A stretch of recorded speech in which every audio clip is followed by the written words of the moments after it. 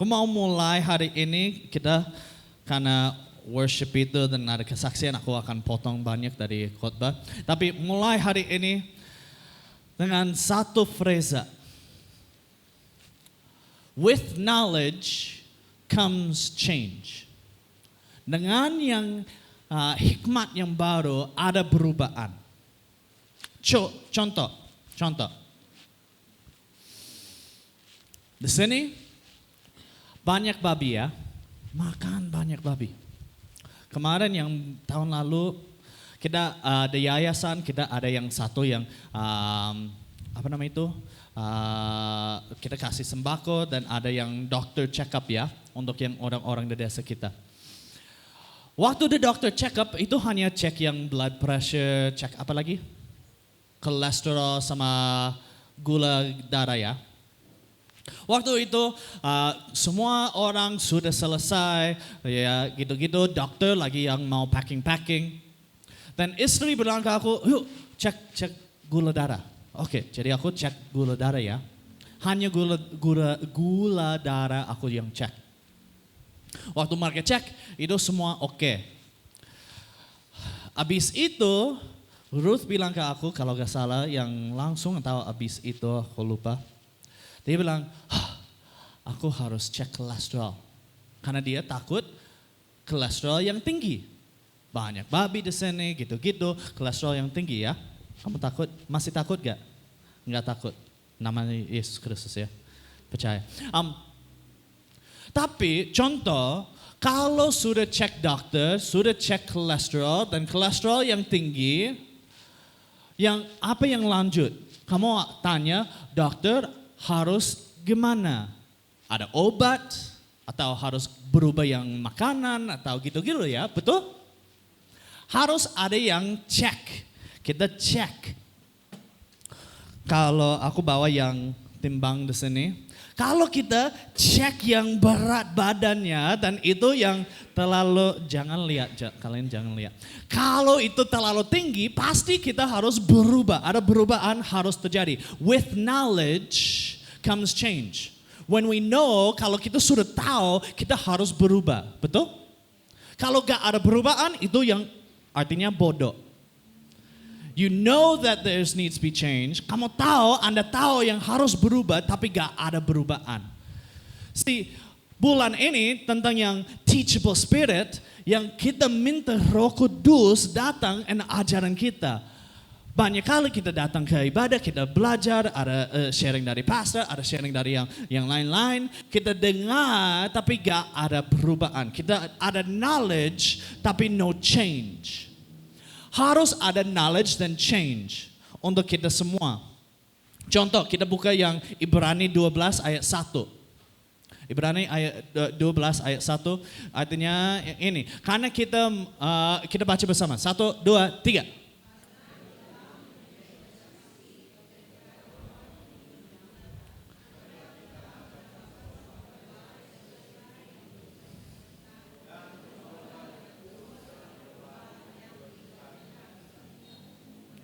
Amin. Menanggalkan semua apa? Beban dan dosa. Boleh minta bantuan Ichi, Oswald dan Cody. Ayo lari. Cepat. Ayo. Oswald, Cody, yuk. Ini contoh. Ayo lari. Oke. Mungkin aku pernah sharing yang ilustrasi ini. Contoh, Oswald sama Ichi mereka mau lomba. Seperti ayat ini. Berlombaan. Ayo sini. Mereka mau lomba. Mereka mau lari ke Om Gary. Om Gary di belakang. Om Gary. Mereka mau lari. Tapi yang Oswald harus gendong Cody. Coba, gendong Cody. Bisa? Ayo. Gendong belakang. Yang itu, yang piggyback. Oswald gendong Cody, bukan Cody gendong Oswald. Oswald gendong Cody. Bisa? Yuk, naik. Kuat? Oswald kuat? Aduh, gantian. Cody yang gendong Oswald. Bisa. Siapa akan menang? Coba lari. 1, hey, jangan. Siap? 1, 2, 3. Pasti Ichi menang karena dia yang gak ada beban. Betul? Betul? Thank you guys. Boleh silakan duduk. Beban. Now, artinya di situ ada dua hal. Ada dosa dan beban. Kita semua tahu yang dosa itu apa. Dosa ya itu bikin kita jauh dari Tuhan. Jadi kalau ada sesuatu bikin Anda jauh dari Tuhan, itu artinya dosa. Tapi kedua, beban. Beban itu artinya itu bukan dosa, tapi itu bikin Anda yang berlomba yang pelan. Contohnya, aku banyak kali kasih contoh ini ke anak-anak. Bohong itu dosa, tahu gak? Dosa. Main game HP, dosa gak? Enggak. Tapi kalau main game terus, dan gak ada waktu baca Alkitab, itu artinya beban. Itu sesuatu untuk bikin Anda gak berlomba, benar-benar sesuatu yang Yesus mau berlomba Anda yang lari cepat. Yang hal rohani di dalam hidup Anda, mungkin kalau gak ada beban di dalam hidup Anda, mungkin Anda yang sudah yang level yang pastor. Wah, luar biasa doa untuk orang yang mereka langsung sembuh. Wah, hebat. Kalau gak ada beban. Tapi banyak kali kita ada beban, kita ada yang salah fokus ke sini ke sana. Jadi itu beban, jadi kita gak bisa berlomba sesuatu yang sesuai yang dengan Roh Kudus mau kita lari di hidup ini. Mengerti gak? Mungkin bahasa aku yang masih kurang, tapi artinya nangkap ya. So kita harus cek. Kita dapat sesuatu dari Tuhan, teachable spirit. Jadi kita belajar dan kita bertumbuh. Di dalam hal yang fisik, kita ada satu kata namanya stunting. Tahu stunting gak? Stunting artinya itu untuk yang anak-anak kecil. Anak-anak kecil 1000 hari pertama untuk semua anak. 1000 hari itu yang berapa tahun? Itu 5 tahun kalau gak salah. 4 tahun? 4 tahun mungkin. 4 tahun? 4 tahun. Kira-kira. 1000 hari pertama untuk anak-anak. Kalau mereka gak dapat nutrisi yang bagus, apa yang akan terjadi? Mereka gak akan growing tinggi. Betul, mereka artinya pendek, lebih pendek dari yang harusnya. Itu stunting. Yang aku kalau gak salah, jalan dari Manado naik lewat ke Tomohon, ada satu yang terpal di situ, itu ada yang jangan stunting dan ada yang di sana. Bisa baca nanti kalau ke Manado dan balik ke situ, itu yang arah ke Tomohon. Stunting, tapi itu untuk anak-anak kecil. Artinya anak-anak, yuk kita kasih makanan yang ada nutrisi, yang jangan yang apa yang mereka ingin, selalu yang ingin. Judah selalu ingin apa? Selalu ingin yang manis-manis, yang enak-enak, yang Coca-Cola, KFC. Dia suka KFC. Apa lagi? Dia suka yang coklat. Apa? Oh, kue lapis. Dia bisa makan itu 1 pack sendiri. Kalau kita kasih. Tapi kita gak kasih. Karena kita gak mau yang dia stunting. Kita mau yang dia bertumbuh yang baik. Di dalam hal rohani ada stunting juga. Kita harus bertumbuh, tapi karena kita gak dapat nutrisi yang baik, kita gak dapat yang ajaran dari Roh Kudus yang baik, kita gak bertumbuh yang baik dari dalam rohanian. Ngerti gak? Jadi kita harus cek kita sendiri. Kita langsung lihat Amsal. This is where we're getting into. This is the meat, daging aku mau yang kasih sekarang. Ready? Ini susah. Amsal 15 ayat 32. Siapa mengembaikan, didikan, membuang apa? Dirinya sendiri. Who? Bahasa English it says, if you reject discipline, you only harm yourself. You're hurting yourself. Dirinya sendiri. So here's what I'm getting at. Here's the meat, daging. Kita sebagai gereja harus siap untuk terima koreksi. Kita harus siap. Yang Mazmur 23 says, the Lord is my shepherd, I shall not want, semua itu. Kalau Tuhan yang gembala kita, ada dua hal. There's a rod and a staff. The rod untuk arahin kita. The staff itu untuk pukul kita. Jangan ke sana. Kita harus siap untuk Roh Kudus pukul hati kita untuk arahin kita untuk hidup benar. Kita harus siap untuk terima koreksi dari pastor. Kalau Anda panggil yang Pastor Yoksen jadi pastor Anda, harus siap untuk dia datang, lihat hidupnya dan kasih arahin. Karena artinya pastor itu gembala, ya. Gembala dia yang mau yang baik untuk hidup Anda, jadi dia akan yang arahin, bantu jadi yang gak jalan yang salah. Betul? Jadi kita harus siap untuk terima yang koreksi, terima yang disiplin dari yang pastor kita. Kalau Anda panggil aku pastor, artinya siap untuk aku yang koreksi hidupnya juga. Banyak kali yang kita salah, yang kita pikir anak muda harus yang, ya mereka harus tunjuk, mereka harus gitu. Betul, mereka harus. Tapi orang dewasa harus juga. Kita harus ada yang namanya mentor. Muridkan kita. Bantu kita jadi hidup yang benar. Kalau gak ada, artinya kita hidup sendiri, bebas.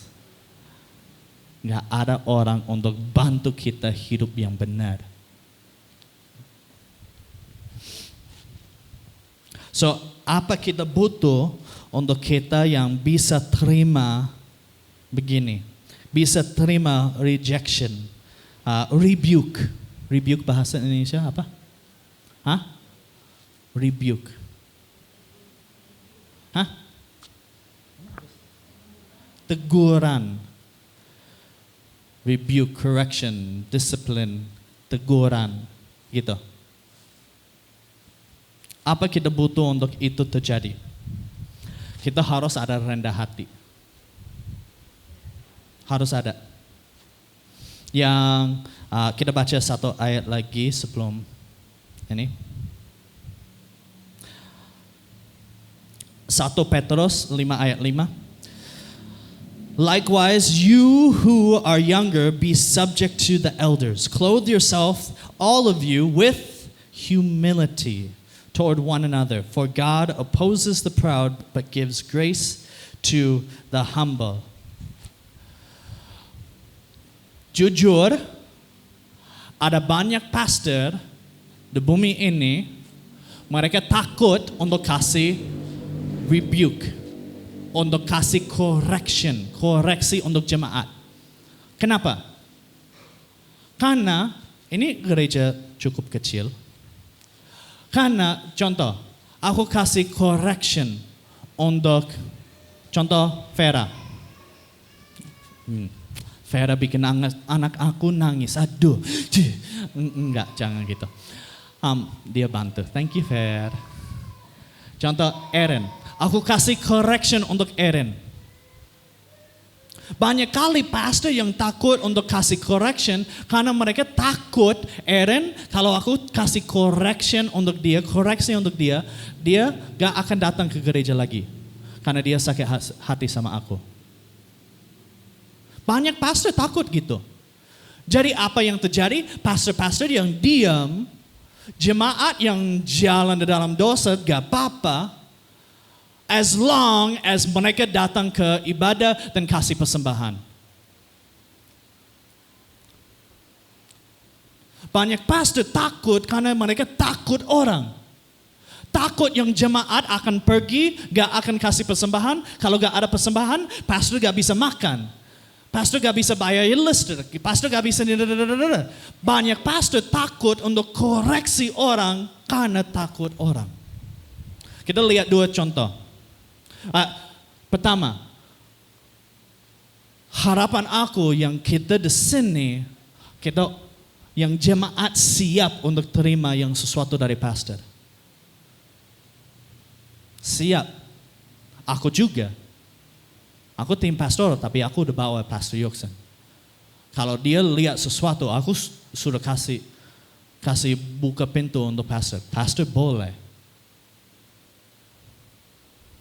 Boleh. Aaron, itu salah kata. Oh, oke. Kita harus siap. Kita lihat dua contohnya. Maaf kalau ini terlalu berat.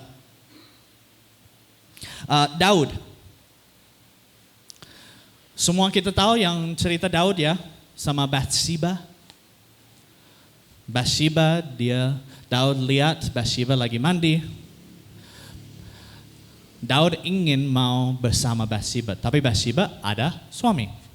Apa yang terjadi? Daud yang kirim yang suami Bathsheba, Uriah, kirim untuk ya front line.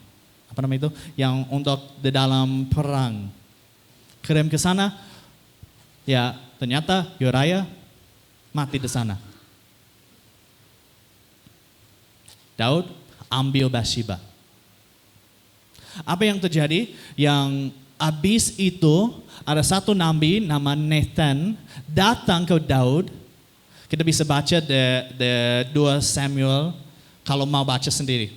Baca sendiri di rumah, 2 Samuel pasal 12. Tulis, boleh baca sendiri di rumah. Itu waktu Nathaniel datang ke Daud dan bilang, kamu dosa. Kamu gak boleh begitu lagi. Kamu harus bertobat.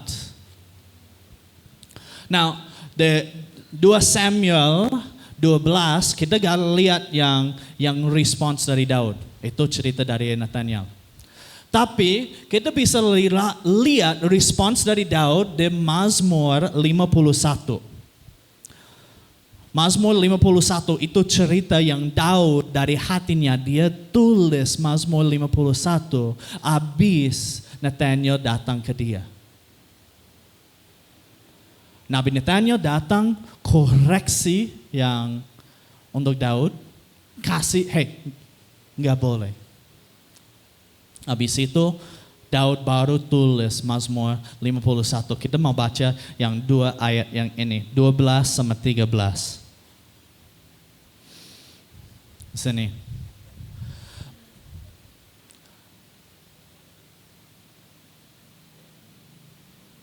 Ya.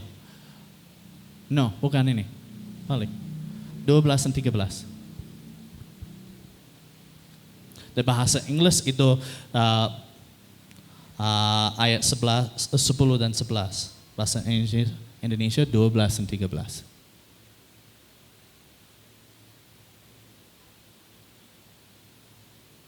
Ada? Aku pakai bahasa in English. Create in me a clean heart, O God. Renew a loyal spirit within me. Do not banish me from your presence and don't take your Holy Spirit from me. Jadikanlah hatiku tahir, ya Allah.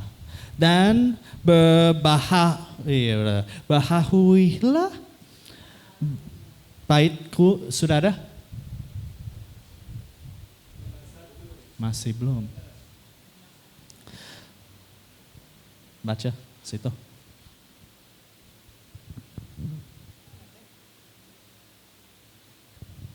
Jadikanlah hatiku tahir ya Allah, dan perbaharuilah batinku dengan roh yang teguh. Janganlah membuang aku dari hadapan-Mu, dan janganlah mengambil roh-Mu yang kudus daripadaku.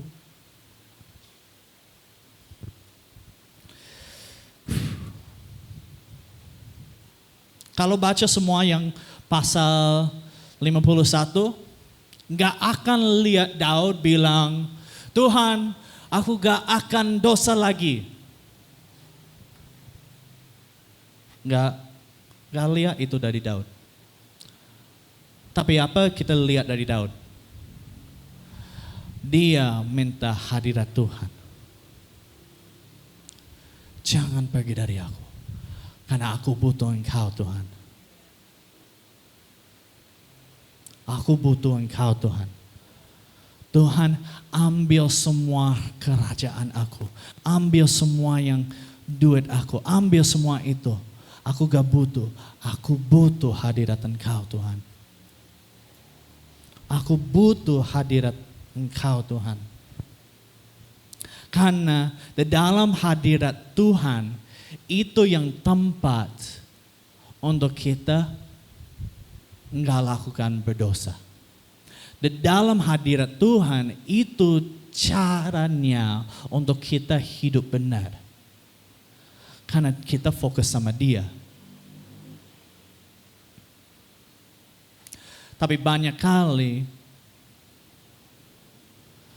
kali kita berdosa dan kita lari dari Tuhan. Daud beda. Dia berdosa, dia lari ke Tuhan.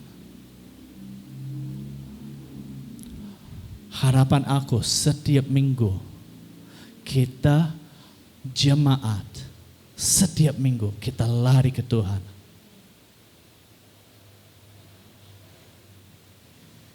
Lari ke Tuhan. Aku suka berapa tahun ini aku mulai suka masak. Aku suka masak kue-kue.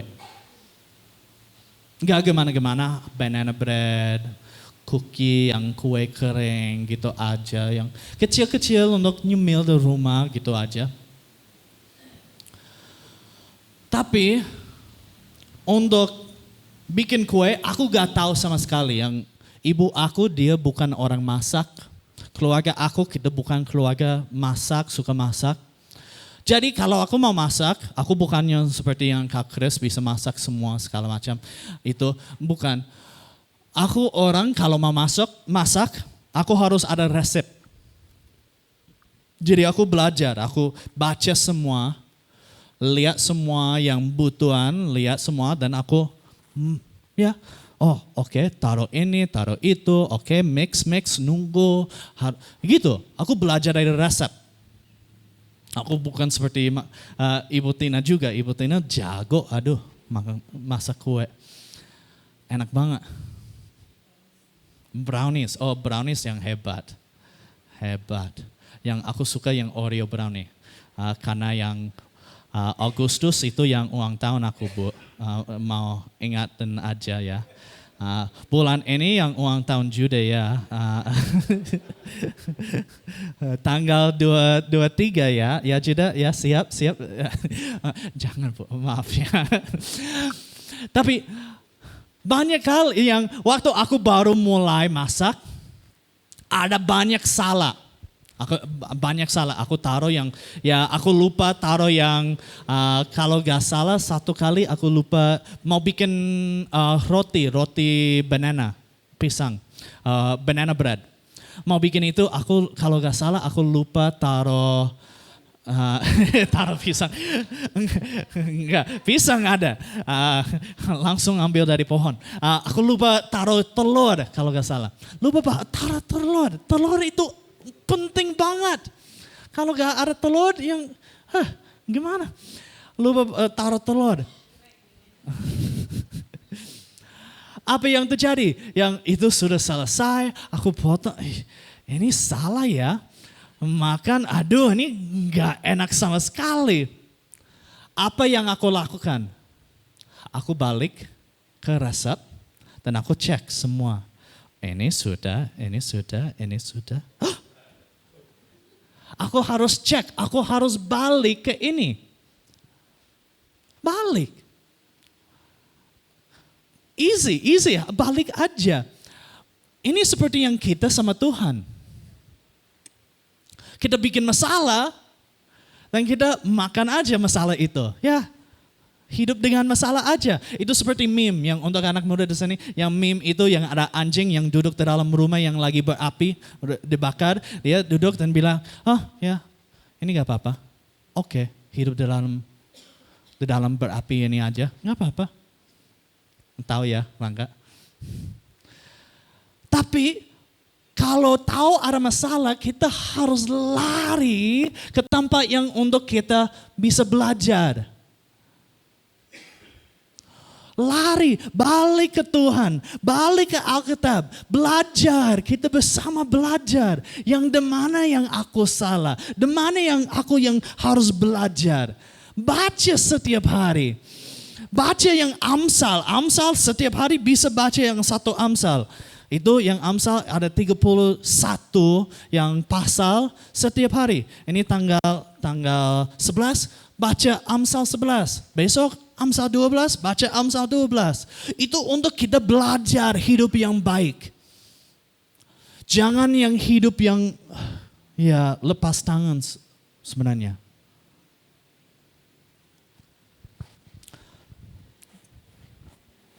Run to Jesus. Lari ke Yesus. The opposite. Ini mau selesai. The opposite. Daud, dia bikin masalah, dia lari ke Tuhan. Bikin masalah, lari ke Tuhan. Itu hati yang untuk Tuhan. Kita baca di Kisah Para Rasul yang Daud, he has a heart after God's heart. A man after God's heart. The opposite of David, the opposite yang dari Daud, itu Saul.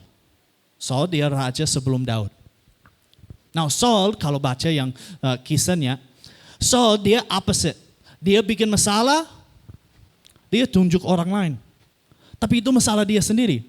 Dia tunjuk orang lain. Hah, aku gak salah, itu yang aku yang lakukan itu karena yang orang ini. Dia mulai gitu. Dia blaming others bahasa Indonesia. Menyalahkan yang orang lain. Habis itu dia mulai yang dia gak taat sama Tuhan. Habis gak taat, dia gak taat sama Tuhan karena dia takut manusia.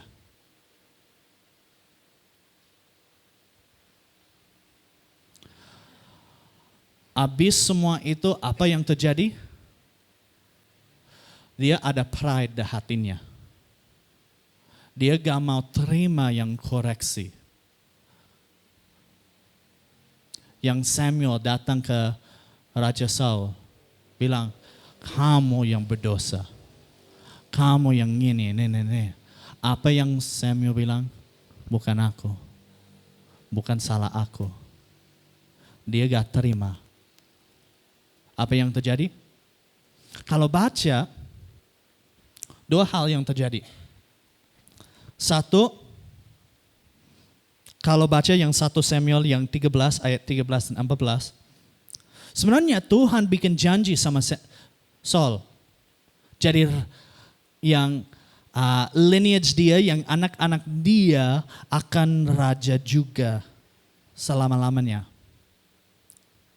Tapi karena dia gak taat dan dia gak mau yang rendah hati, humble himself. Dia gak mau, he's not being teachable. Apa yang terjadi? Tuhan ambil kerajaan dia, itu satu. Dan kedua, yang Roh Kudus tinggalin dia. Bisa baca itu kalau lagi catatan, bisa baca itu 1 Samuel 16 ayat 14. Roh Tuhan departed from God. Departed from Saul.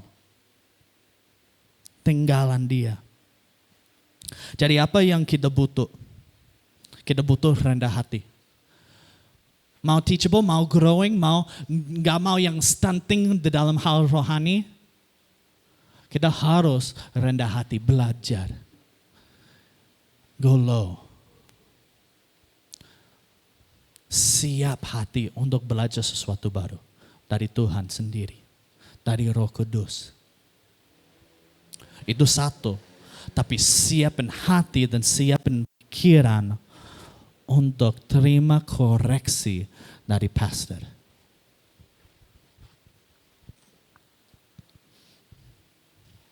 Kita semua butuh mentor.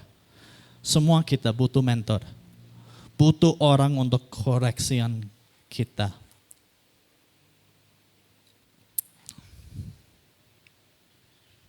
Contoh. Kalian notice berapa bulan ini? Kalau gak salah berapa bulan ini? Kalau ibadah mulai, dulu waktu ibadah mulai ada kursi-kursi di luar ya. Ada ya? Ya, tim music mereka tahu. Ya. Dulu, habis tim music mereka turun dari panggung, duduk di luar. Itu gak apa-apa, ada kursi di luar. Berapa bulan ini kita angkat kursi di luar kalau ibadah mulai. Kalian tahu kenapa? Karena kita mau siapin hati dan siapin yang, bukan hanya siapin hati, siapin badan kita untuk terima sesuatu dari Tuhan. Di luar, bagus. Bisa dengar firman dari luar juga. Hebat. Tapi apa yang terjadi kalau kita duduk di luar? Banyak kali apa yang terjadi? Main HP. Ya. Sharing-sharing sama teman kiri kanan di luar. Itu lebih dingin luar, enak luar. Aku suka duduk di luar. Tapi kita mau siap untuk terima sesuatu dari Tuhan. Aku gak mau yang anak yang muda kita, yang TYC, yang SMP, SMA, kuliah, mereka duduk di luar gak dapat sesuatu dari Tuhan dan ya datang pulang aja. Gak mau. Jadi kita angkat kursi. Karena yuk kita siapin bukan hanya hati, kita siapin badan. Aku mau datang, aku mau belajar. Kalau duduk di luar bisa belajar tapi yang kurang mentalitas.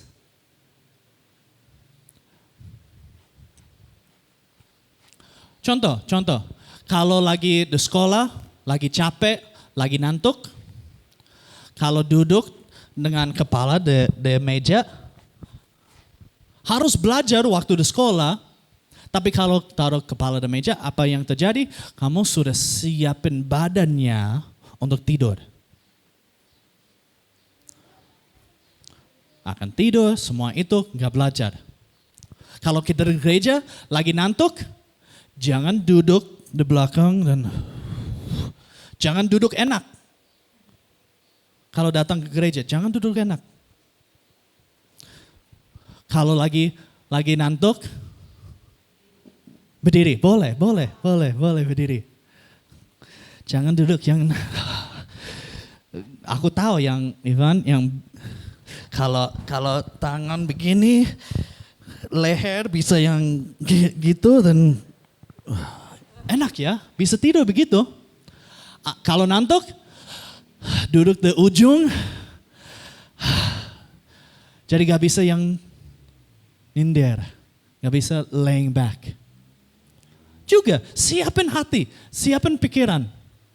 Kalau ngantuk banyak kali itu yang ya kita kurang nafas dan oksigen gak masuk ke otak. Begitu ya. Harus mungkin pijit yang kuping. Pijit kuping itu bantu untuk yang darah ya bisa sirkulasi yang lebih bagus dari otak ya. Aku kasih yang tip-tip yang bagus untuk kita. Bukan yang kuping yang kiri kanan. Teman yang kiri kanan. Itu untuk yang nakal. Tapi kita siap. Mau belajar, kita mau growing, kita mau dapat sesuatu dari Tuhan, siap untuk terima sesuatu dari Tuhan. HP taruh silent, taruh yang airplane mode waktu ibadah, jadi gak ada yang WA Anda. Siap untuk terima sesuatu dari Tuhan, siap untuk terima sesuatu dari Roh Kudus, dari pastor. Kita harus siapin hati dan siapin badan, siapin semua itu. Mungkin kita harus taruh yang satu yang ember di belakang pastor, taruh air sama es. Gitu. Jadi kalau ngantuk langsung ke belakang, gitu. Taruh kepala di dalam es water. Untuk bangun. Karena aku mau Anda dapat sesuatu dari Tuhan. Mau gak? Mau. Tapi kalau kita yang ngantuk, kita main HP, kita salah fokus, kita yang ini, itu. Aduh. Tuhan mau jalan depan Anda, tapi kita terlalu fokus sama sesuatu lain. Kalian tahu yang kenapa kita setiap hari Minggu kita ada orang yang foto. Kalian tahu kenapa kita ada gitu? Apa? Oh, bisa lihat yang ngantuk, ya betul. Jadi kita bisa langsung koreksi. Habis ibadah aku cek semua foto. Enggak juga. Satu ya, jadi kita bisa ada dokumentasi, kita bisa ingat semua yang Tuhan lakukan. Itu ya harus. Kita ada dokumentasi. Kedua, ini penting menurut aku. Waktu ibadah, banyak kali aku lihat orang-orang lagi foto pakai HP. Itu gak masalah, foto pakai HP keren. Ada something happen luar biasa yang Tuhan bekerja. Dan kita ambil HP, kita mau yang, wah itu keren. Oh Tuhannya hebat. Bagus. Tapi banyak kali kita terlalu fokus sama foto sama HP. Dan Tuhan hanya mau kita yang menyembah Dia aja. Sam boleh yang, thank you.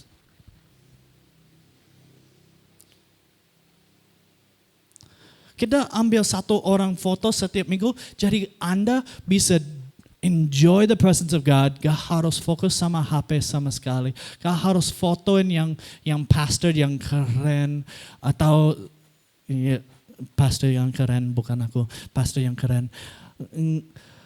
Gak harus yang apa-apa. Hanya fokus sama Tuhan saja. Jadi Anda bisa lari ke Tuhan setiap hari Minggu. Datang ke ibadah. Sebelum ibadah mulai, datang doa sebelum ibadah. Enjoy the presence of God.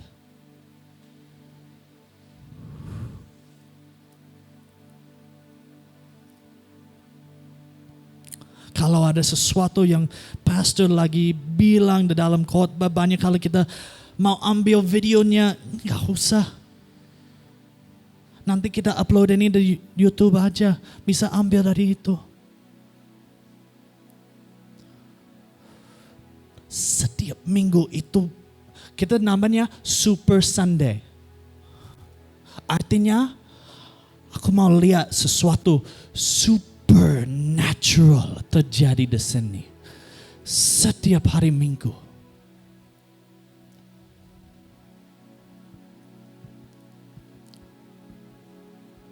Setiap hari Minggu. Mau lihat sesuatu supernatural terjadi.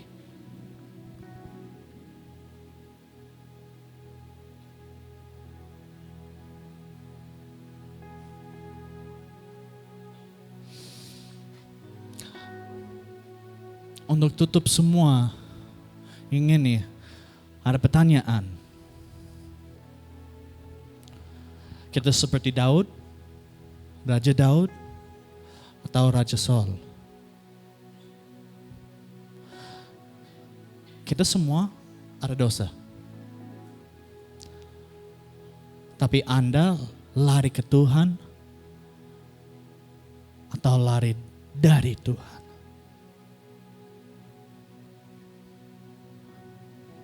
Mungkin Anda lari dari Tuhan, masih datang ke ibadah, karena itu sudah tradisi.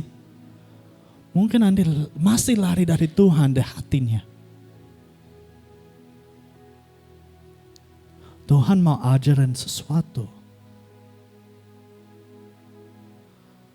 Tapi kita harus rendah hati. Submit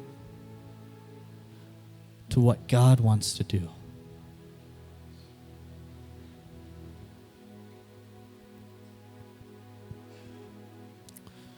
Aku mau doa.